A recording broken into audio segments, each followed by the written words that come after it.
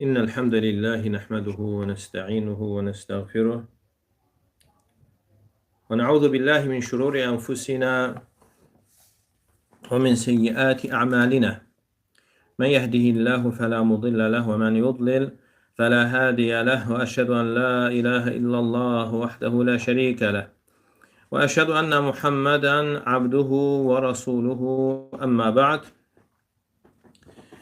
Tövhid derslerimizi devam ettiririk. Tövhid kitabından 4. bölümdeyik. Bəb əl-xavfu minəş-şirk. Şirkdən qorxu bölümü. Yəni müəllif rahimehullah bölüm açır, deyir ki, şirkdən qorxmaq. Şirkdən qorxmaq haqqında bölüm.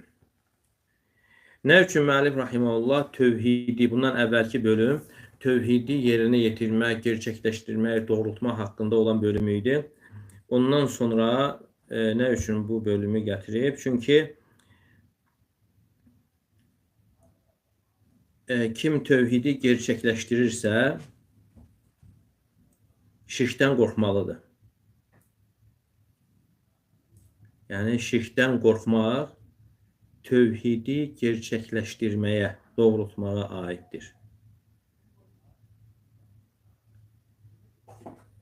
Çünki insan ola bilər ki, özünü tövhidi doğrultmuş, gerçəkləşdirmiş görsün.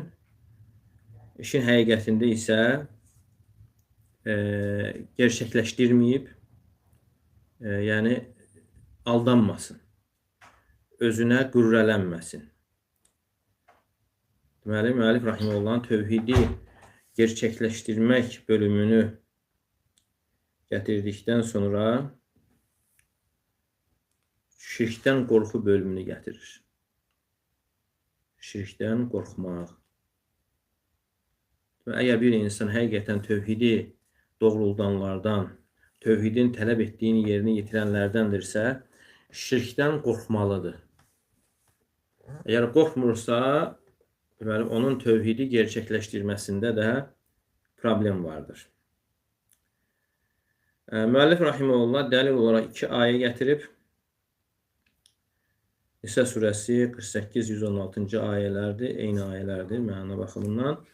Və bir də İbrahim surəsində keçən ayəni gətirmişdir. Vəcnubni və bəni nə'budəl asnam. Məni və zürriyyətimi bütlərə tapınmaqdan qoru. İbrahim surəsi 35-ci ayədir.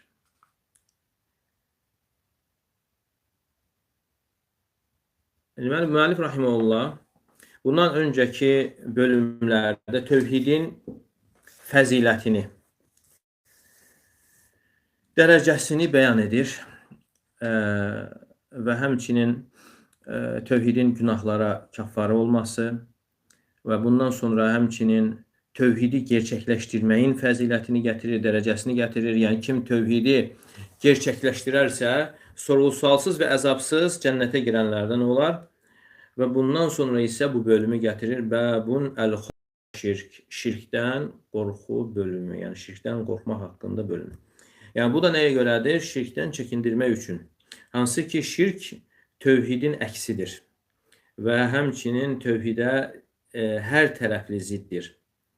Müəllif rahimehullah bu tərcüməni, yəni bu bölümü gətirmişdir ki, insanın bundan çəkinməsi üçün və Allah Teala bir kimsəyə tövhidi ikram edərsə, onu tövhid əhlindən edərsə, onun üzərinə düşən vacib olan odur ki, onun əksindən qorxsun və şiddətli şəkildə ondan həzər etsin, çəkinsin.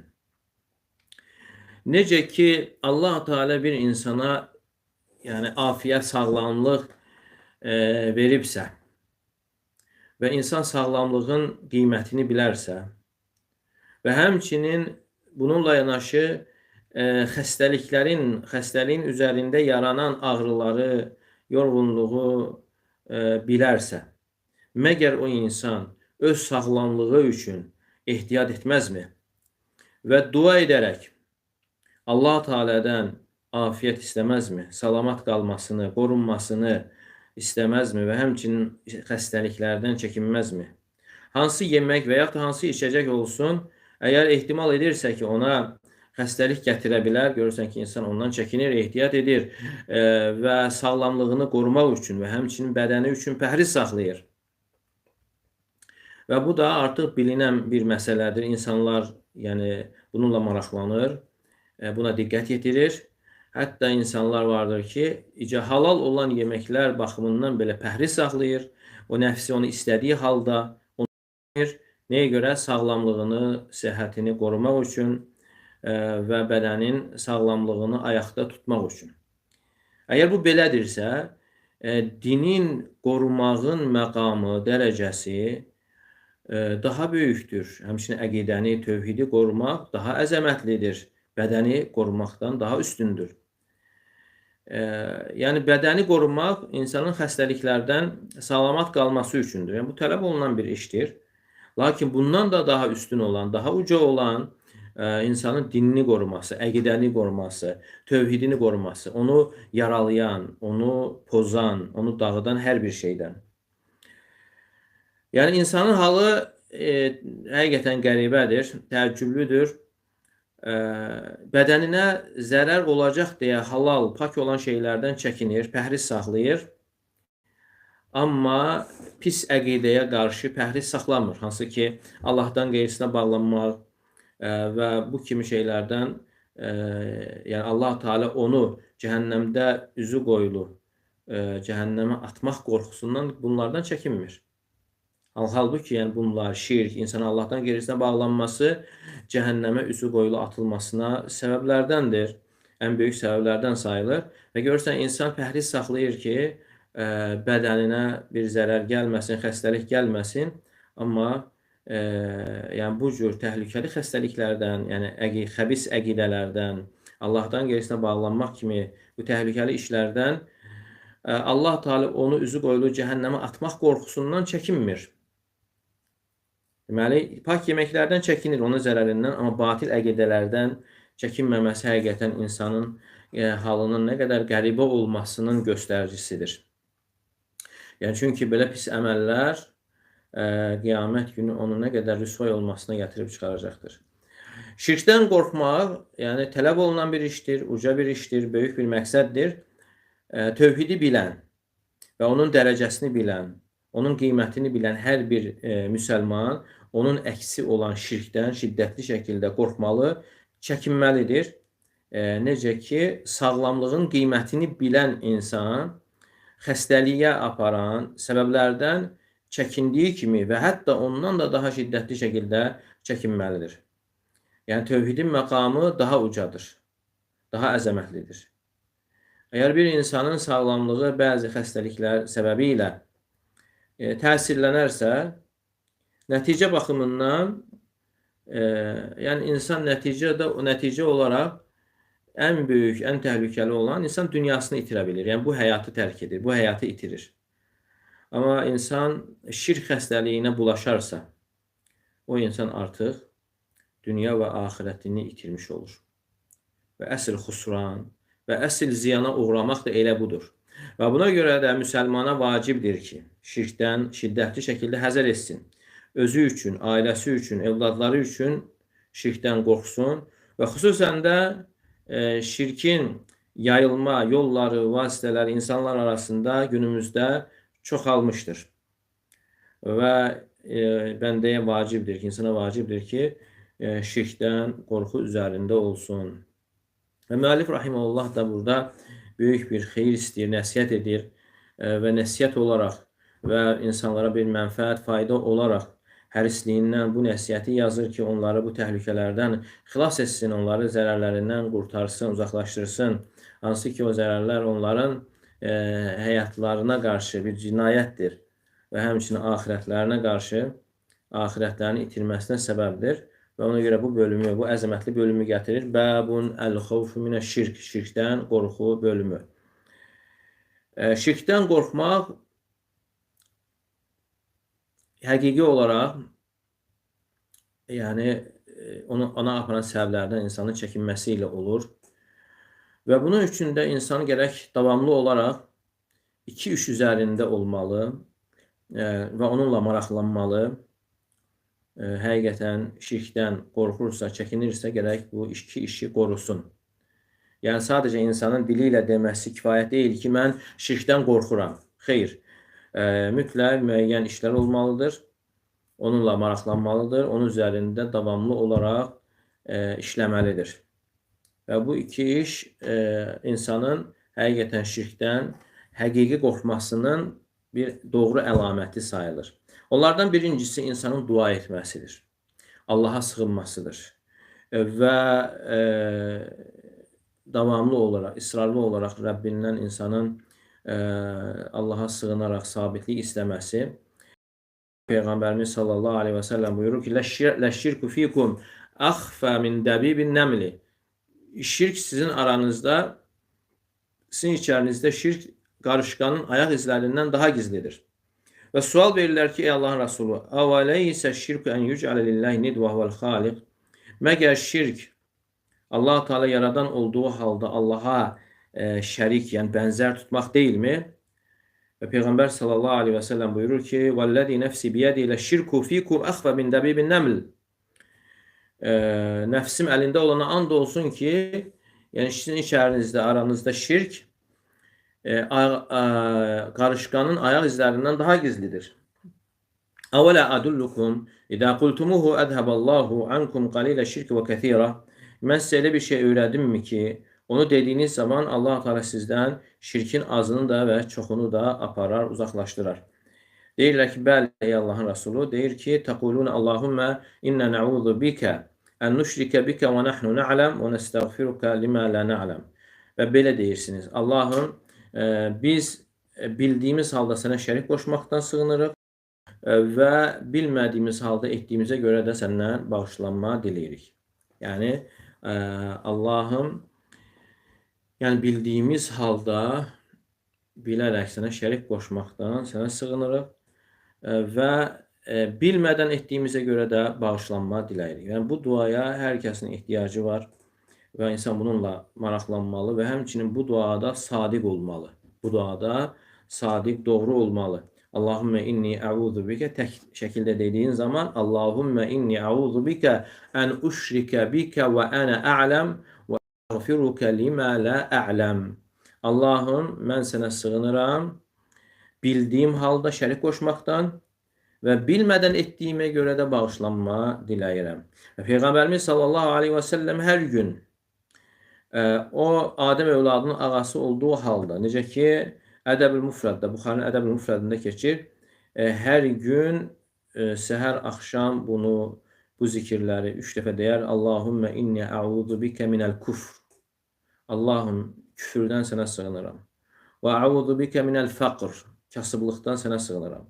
Və əudu bikə min əzəbil qabr. Və qəbir əzabından sənə sığınıram. Və həmçinin Peyğəmbər sallallahu aleyhi və səlləmin çox etdiyi dualardan biri də ya muqallibəl qulub səbbit qalbi alə dinik. Ey qəlblər ki, və innəl qulubə lə tətəqalləb. Məgər qəlblər də çevrilirmi? Qalə mə min qalbin illə huvə beynə usbu'ayni min asabi'ir rəhmən. Yuqallibuhu keyfə yeşə fə inşəə qamə və inşəə zəğə. Buyurur ki, elə bir qəlb yoxdur ki, o Allahın barmaqlarından 2 barmaq arasında olmasın. İstədiyi kimi çevirir, istədiyini düz saxlayır və istədiyini əyir. Və həmçinin buna görə Peyğəmbər sallallahu aleyhi və səlləmin duası da buna görə çox olardı. Ya muqallibəl qulub səbbit qalbi alə dinik. Ey qəlbləri çevirən, qəlbimi dinin üzərində sabit eylə. Və həmçinin digər səhih bir hədisdə, Səhih Müslimdə keçən hədisdə yenə duasında deyərdi ki, Allahümmə ləkə əsləmt. Allahım, mən sənə təslim oldum. Və bikə əməntum. Sənə iman gətirdim. Və aleykə təvəkkəltu. Və sənə təvəkkül etdim. Və ileykə ənəbt. Və sənə döndüm. Sənə tərəf döndüm. Və bikə xasamtu. Və səninlə mübahisə etdim. Yəni, sənin kitabınla düşmənlərə qarşı, müxaliflərə qarşı mübahisə etdim. Allahümmə inni əudu bi'izzətikə la iləhə illə əntə ən tudilləni. Allahım, sənin izzətinə sığınıram, sənin məni azdırmağından. Əntəl həyyülləzi la yəmut. Diri olan, ölməyən sənsən. Vəl cinnu vəl insu yəmutun. Cinlər və insanlar isə öləcəklər. Və hünəfə və həniflərin imamı olan Allah'ın xəlili olan İbrahim əleyhissalam duasında deyərdi ki, "Vacnubni və bəniyyə en na'budal asnam." Məni və zürriyyətimi bütlərə tapınmaqdan qoru. Deməli bu duadır. Yəni İbrahim əleyhissalam bu dua ilə dua edərdi. "Vacnubni və bəniyyə en na'budal asnam." Yəni bu dua inşallah gələcək. Müəllif rahimehullah bu dəlil olaraq bölümdə gətirib. Deməli birinci məsələ odur ki, insanın şirkdən qorxmasında, yəni doğru olduğunu, sadiq olduğunun göstəricisi birinci davamlı olaraq dua etməsidir.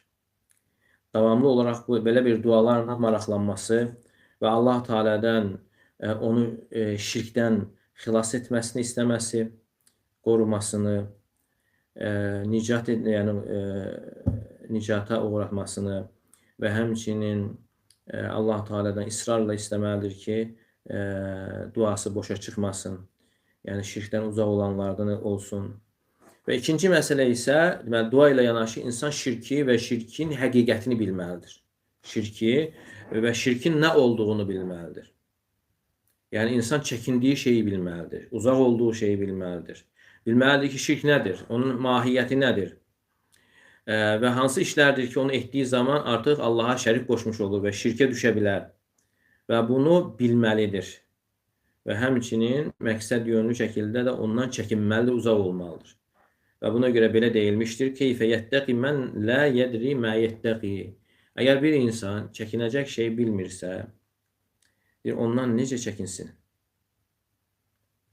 Əgər uzaq olacaq, çəkinəcək bir şey nə olduğunu bilmirsə, ondan necə çəkinsin, necə uzaq olsun?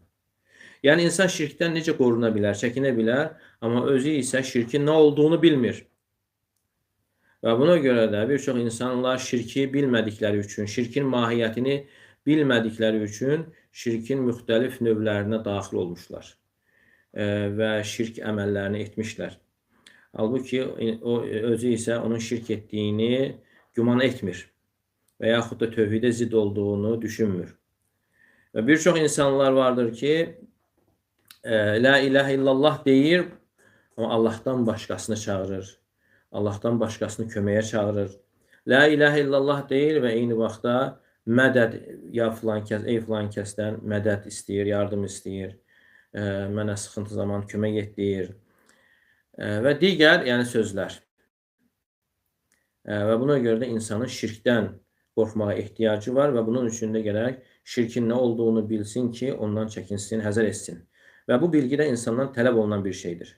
Hüzeyfə ibn Yəmən radiyallahu anhu Səhih Buxarıda keçir.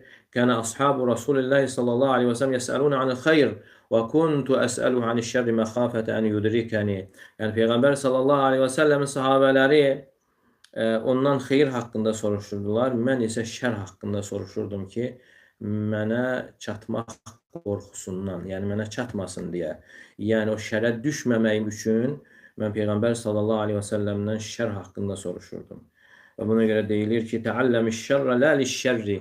Sən şərri öyrən, şərin özü üçün yox, ondan qorunmaq üçün. Fə innə mən ləm ya'rifiş şərrə minən-nəs yəqav fi, çünki insanlardan şəri bilməyəndir, ona düşər. Yəni şəri bilmədikləri üçün şərrə düşərlər, özü də bilmədən. Yəni ona görə də böyük alimlər, hətta müəllif rahimehullahın özünün də kitabı var, Kəbair adında, böyük günahlar adında və görürsən gətirirlər ki, birinci böyük günah, ikinci böyük günah, üçüncü böyük günah, belə böyük günahları sayırlar. Nə üçün böyük imamlar, böyük günahlar haqqında belə kitablar yazırlar? Yəni insanların onu bilərək ondan çəkinmələri üçün, həzər etmələri üçün və onun təhlükəsini dərk etmələri üçün. Çünki insan onu bilməzsə, necə ondan çəkinsin? Və buna görə də şirkdən qorxusunda sadiq olan insan, yəni şirki bilməlidir ki, ondan çəkinsin, uzaq olsun, həzər etsin və sonra ailəsini, evladlarını da ondan çəkindirsin. Və bu iki mətləb insandan tələb olunur şirkdən qorxunu gerçəkləşdirmək üçün. Birincisi dua, ikincisi isə insanın şirki və şirkin mahiyyətini, nə olduğunu bilməsi və sonra bildikdən sonra onun özündən çəkinməsi. Deməli, müəllif rahimehullah bölüm açaraq buyurur ki, Bəbun əl-xovfu minəş-şirk, şirkdən qorxu bölümü. Yəni şirk nədir? Təsviyyətu qeyrillah billahi fi şey'in min huquqihi. Subhanahu wa ta'ala. Deməli şirk Allahdan başqasını Allaha aid olan hər hansı bir işdə bərabər tutmaqdır. Allahın haqqında. Allah Teala'nın da qulları üzərində olan haqqı qulların ona ibadət edərək heç bir şeyi ona şərik qoşmamalarıdır. Və ibadətdə də şərik qoşmaq, yəni bir şeyi Allahdan qeyrisinə yönəltməkdir. Kim Allahdan qeyrisini çağırarsa, artıq Allaha şərik qoşmuşdur. Yəni kim Allahdan qeyrisinə qurban kəsərsə, Allaha şərik qoşmuşdur. Kim Allahdan qeyrisinə nəzir edərsə, Allaha şərik qoşmuşdur. Və kim Allahdan qeyrisindən yardım istəyərsə, hansı ki, ona Allahdan başqası qadir deyil, onu o sıxıntıdan qurtarmağa o Allaha şərik qoşmuşdur. Yəni bu ibadətlər Allahın haqqıdır və bunu Allahdan qeyrisinə yönəltmək icazəli deyildir. Yəni o insan ki, Allahdan qeyrisinə qurban kəsir, o Allaha şərik qoşmuşdur. Allah Teala buyurur Ən'am surəsi 162-ci ayədə: "Qul inna salati və nusuki və mahyaya və mamati lillahi rabbil alamin."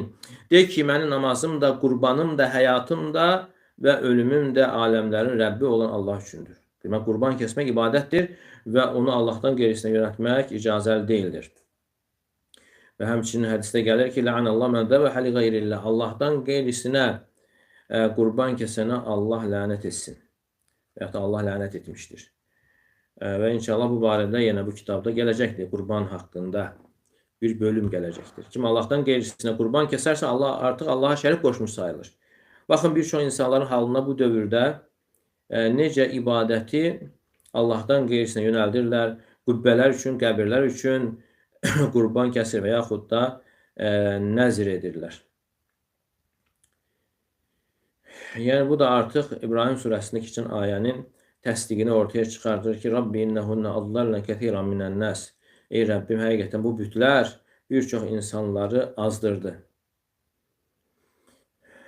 Hətta bir çox insanların hətta azmasına kifayətdir ki, bir insanın deməsi ki, mən yoxlamışam, filan yerdə kəsdim və belə bir şey hasil oldu.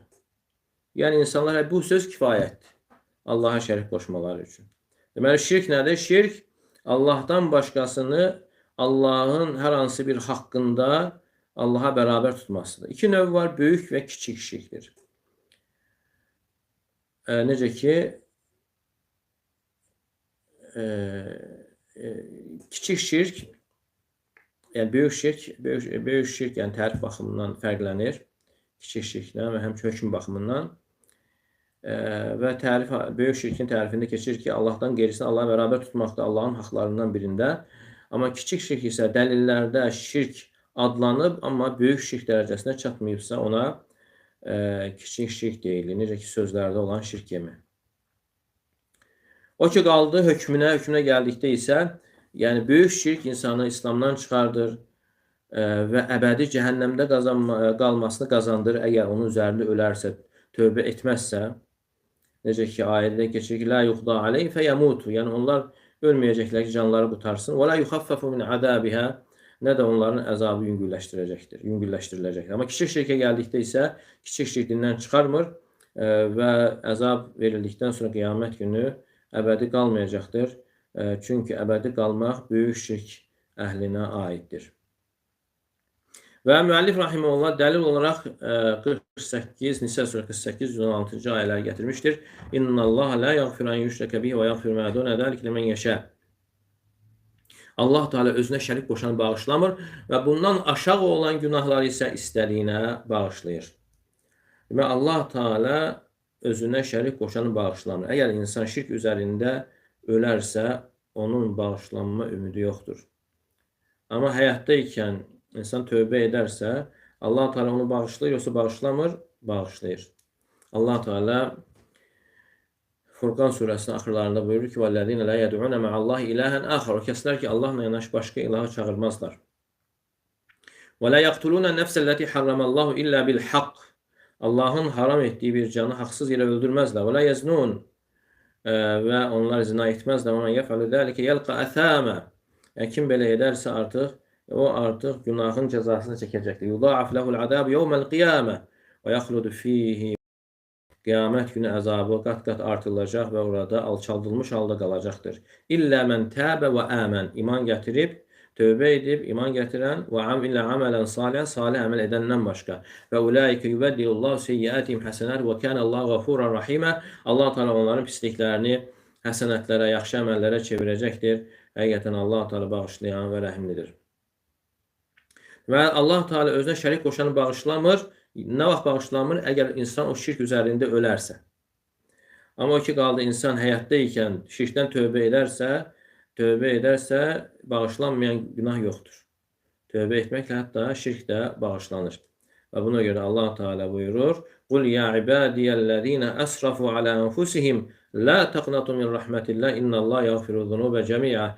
De ki, ey mənim qullarım, özlərinə günah etməkdə israf edən, yəni həddini aşan, yəni günahda həddini aşan qullarım, Allahın rəhmətindən ümid üzməyin.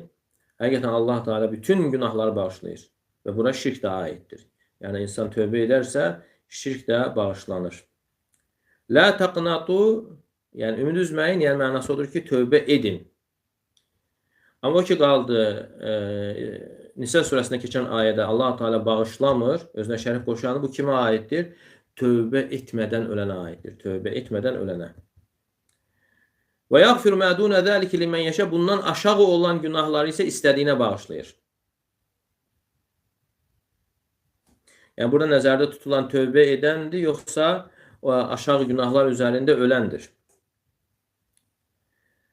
Ey mən təbə min zəlikə mə fəhimnə əşşər əlləzi fi əvvəl ayə innallaha la yəğfiru yüşrəkə bihi.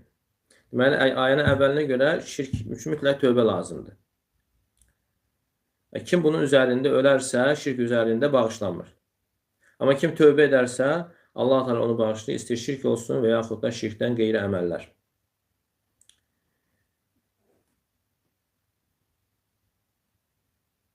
Deməli, bu ayə onun üzərində ölənlərə aiddir. Yəni, kim şirk üzərində ölərsə, bağışlanmır. Və həmçinin kim başqa günahlar, şirkdən aşağı günahlar üzərində ölərsə, tövbə etmədən, yəni Allah Teala istəsə bağışlayacaqdır. İstəsə bağışlayacaqdır, istəsə bağışlamayacaq və əzabını çəkdikdən sonra, təmizləndikdən sonra yenə cənnətə girəcəkdir, tövhid əhlidirsə. Və o ki qaldı, kim şirk üzərində ölərsə, o əbədi, böyük şirk üzərində ölərsə, əbədi cəhənnəmdə olacaqdır. Allah Teala Fatir surəsində buyurur: "Vəllezine keferu lehum naru cəhənnəm." Kafirlər üçün cəhənnəm odu vardır. La yuqda aleyhim feyamutu. Yəni onlar ölməyəcəklər ki, canları qurtarsın. Və la yuxaffafu anhum min azabiha. Nə də əzab onlar üçün yüngülləşdiriləcəkdir. Kədəlikə neczi kullə kafur. Biz hər bir kafiri belə cəzalandırırıq. Və hum yastarixuna fiha rabbana. Onlar cəhənnəmdə fəryad qopararaq qışqıracaqlar. Əxricna, bizi buradan çıxart. Na'mal salihan qeyrəl-ləzi kunna na'mal. Biz etmədiyimiz salih əməlləri edək. Əvələm nuammirkum mə yetədəkkəru fihi mən tədəkkər və cəəkumun nədir. Məgər biz sizə ibrət almaq üçün ibrət alanın ömrünü vermədikmi? Və sizə xəbərdar edici də gəldi. Fəduqu fəməlil zaliminə min nasir. Siz dadın əzabı, zalimlərin heç bir yardımcısı olmayacaqdır. Xəbərdar edici təfsirində gəlir ki, yəni sizə birincisi gəlir ki, kifayət qədər ömür verildi. 20 yaş, 40 yaş, 60 yaş. Yəni bu qədər verilən ömür insanın ibrət alması üçün kifayətdir. Və nəzir isə xəbərdar edici deməkdir. Təfsirlərin birində gəlir ki, rasulların gəlməsi, ikinci təfsirdə gəlir ki, insanın yaxınlarının ölməsi və üçüncü təfsirdə gəlir ki, insanın saçlarının qara olduqdan sonra ağarması. Bütün bunlar insanı xəbərdar edicidir ki, yəni bir gün növbə səndədir. Amma kim ki, böyük şirk üzərində, küfr üzərində ölərsə, deməli, onun məğfirətdən, rəhmətdən payı yoxdur. Əbədi cəhənnəmdə qalacaqdır. Amma kim şirkdən aşağı günah üzərində israr edərək, davamlı olaraq tövbə etmədən ölərsə, deməli, bu Allah Teala'nın istəyi altındadır. İstəyi altındadır. Yəni, istəsə Allah Teala onu bağışlayar, istəsə təmizlədikdən sonra cənnətə daxil edər. Ona görə bu ayə şirkin nə qədər təhlükəli olmasını bildirir. İnnəllaha la yəğfiru an yüşrəkə bihi və yəğfiru mə dunə zəlikə limən yəşə. Allah Teala özünə şərik qoşanı bağışlamır. Ondan aşağı olan günahları isə istədiyinə bağışlayır. Və bundan sonra dəlil olaraq İbrahim surəsi